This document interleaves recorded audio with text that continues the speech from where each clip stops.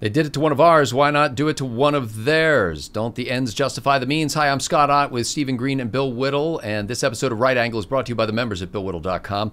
Gentlemen, Virginia Governor Ralph Northam has come under a firestorm of controversy regarding a picture from a 1984 medical school yearbook that shows a man in blackface standing next to a man wearing the robes of the Ku Klux Klan. At first, the governor apologized for the picture and then later expressed doubt as to whether the picture was of him, but he did confess that he once went to a party dressed up as Michael Jackson with a little bit of shoe polish on his face. Gentlemen, this information was released by a conservative so-called website, Big League, Big League Politics, and that website was slamming Governor Northam because of his position on a late-term abortion bill. Stephen Green, let me ask you, I know that people on the right in general are opposed to this idea of situational ethics, and if you get what you want, it's okay to do whatever it takes to get you there. And I know that an issue like abortion arouses passions and ideas and beliefs that are so intense that perhaps any methods are justifiable. But should people on the right, and especially pro-life people, be calling for the resignation of Governor Northam because he may or may not have appeared in blackface years ago when he was in college? Is it justified to do that because as a result we will get rid of another extraordinarily pro-choice governor? It's unnecessary is what it is. And the reason I say that is we're watching the left attack their own on this one. Blue on blue is just my favorite thing in the world. And all you have to do, look, let's talk about what Northam was really discussing, and that was not late-term abortion, which is just vile to begin with, but post-birth abortion. Infanticide is what he was talking about. And the Democrats circled the wagons around him for that. Oh, no, that's sanctity. Oh, we of course we have to allow that. And they just passed a bill in New York that's now the law, allowing the same kind of thing. And, you know, there are a lot of people in this country who are very moderately pro-choice, who look at our laws and think, wow, that's really absurd. I mean, our current laws are just too permissive. You know, Germany, they stop at 12 weeks, I believe. Other countries stop at, I think, 8 or 10 weeks. And you have people who with distaste, are willing to support further restrictions, or are willing to tolerate, I should say, abortion up to those European limits. But now the Democrats are getting so far off the deep end on this post-term abortion. I don't know what else to call it other than infanticide. I'm trying to use their terms for this stuff. Term. And I hardly know where to begin with this, but they are going to drive more and more people away from their position because there are no limiting principles to leftism, none whatsoever. So once you allow this thing, you've got to allow the next thing, you've got to allow the next thing after that. Once you tax this, you have to tax that, and there are no limiting principles at all. Once they start the ball rolling, they don't know where the statism or the murder stops, because total lack of limiting principles. So in this case, what Big League Politics did, okay, they indulged in a little payback for the Covington kid. Or for Kavanaugh rather. And all right, I wouldn't have done it myself, but I understand why they did. But they don't have to. We don't have to call for this guy to resign because he did the one unforgivable thing. He broke the left's own new rules that they established.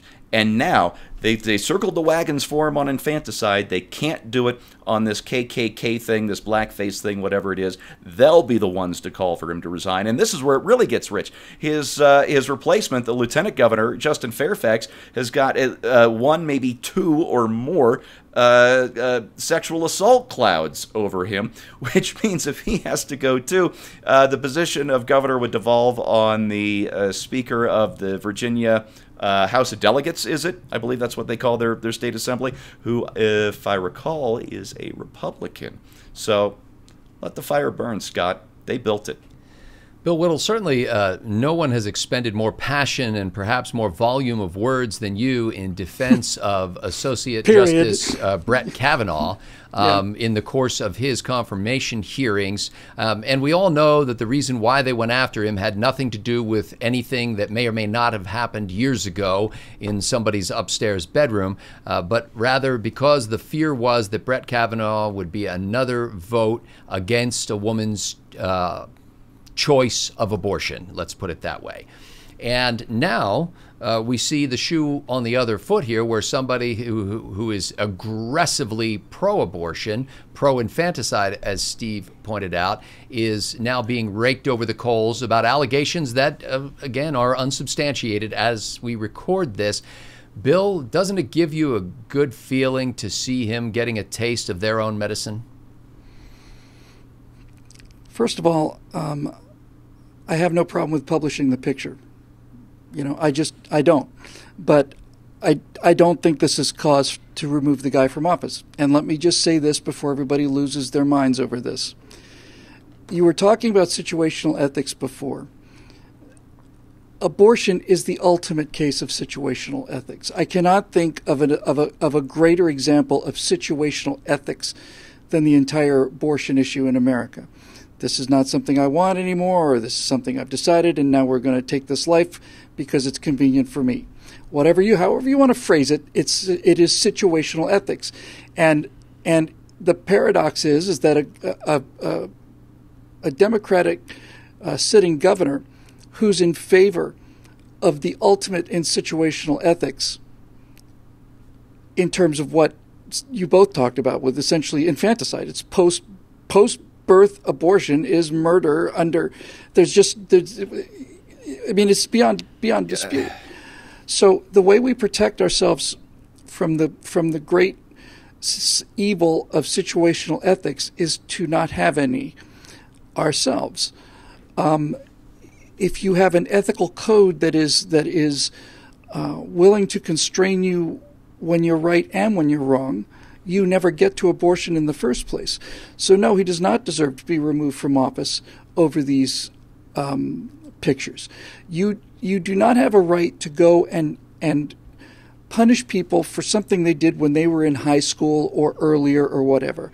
When people said that Kavanaugh, well, he was boisterous at a party and he may have been a great, it's like, if you're asking me, does 17-year-old Brett Kavanaugh deserve to sit on the Supreme Court? No, of course he doesn't. He's not nearly mature enough for that. But we're not talking about 17-year-old Brett Kavanaugh. We're talking about 40-something-year-old Brett Kavanaugh, who is absolutely.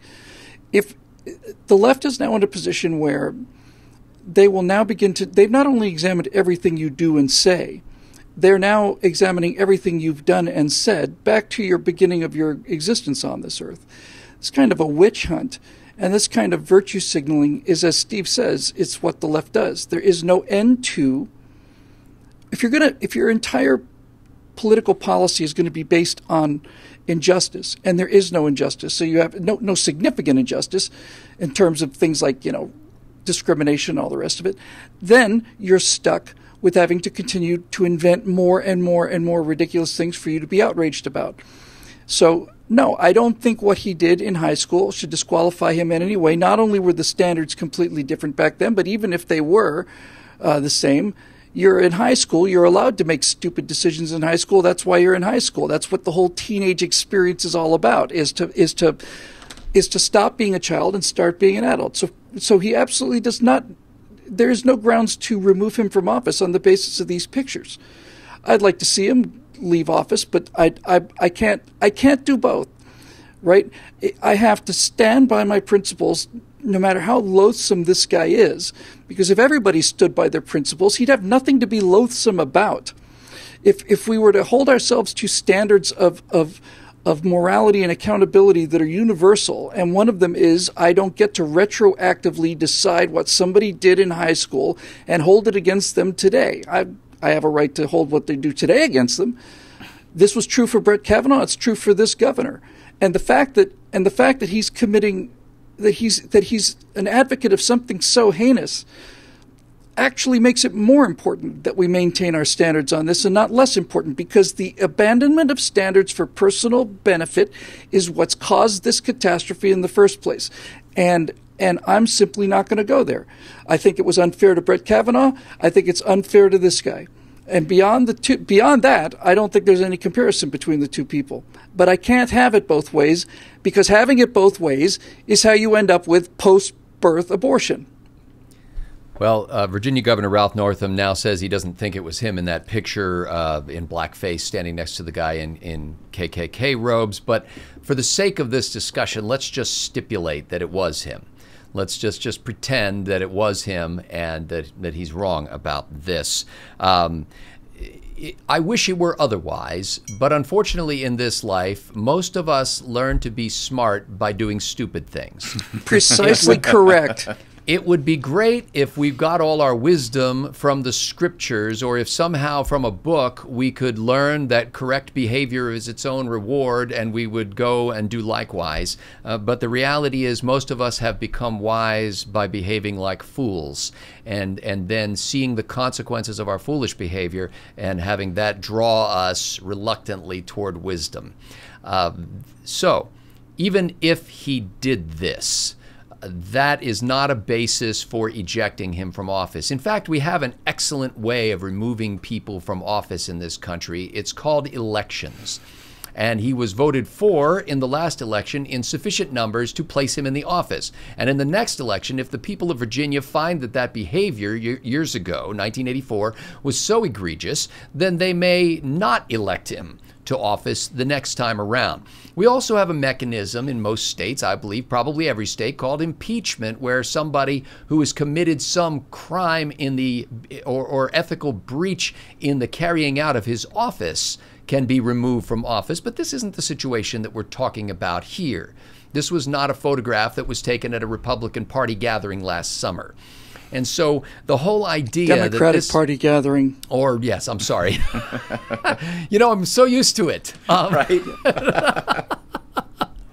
But this is, and I don't care what party this guy is in. I'm with Bill and Steve on this. It is irrelevant what this guy's party is. He should not be publicly run out of town or run out of office on the basis of previous behavior like this. If they don't want to elect him the next time around, that's fine. This is the mark of people of character, and any Republican who defended Brett Kavanaugh and bewailed the fact that the Democrats were trying to destroy a man of character based on flimsy evidence, who now turn around and dig their teeth and claws into the throat of Governor Northam, are absolute hypocrites. However, let me say this as well. I think it's appalling that there's a man sitting in the highest elected office in the Commonwealth of Virginia who believes that it's okay to have a discussion about killing a baby after it's born, who believe that it's okay up until the mother is dilated to kill that baby before it emerges from the womb, who believes it's okay to kill that baby at any point in time. That's egregious. That's appalling. But the sad thing is, a majority of the people in the state of the Commonwealth of Virginia were okay with that. They voted for the guy. We have a federated republic here.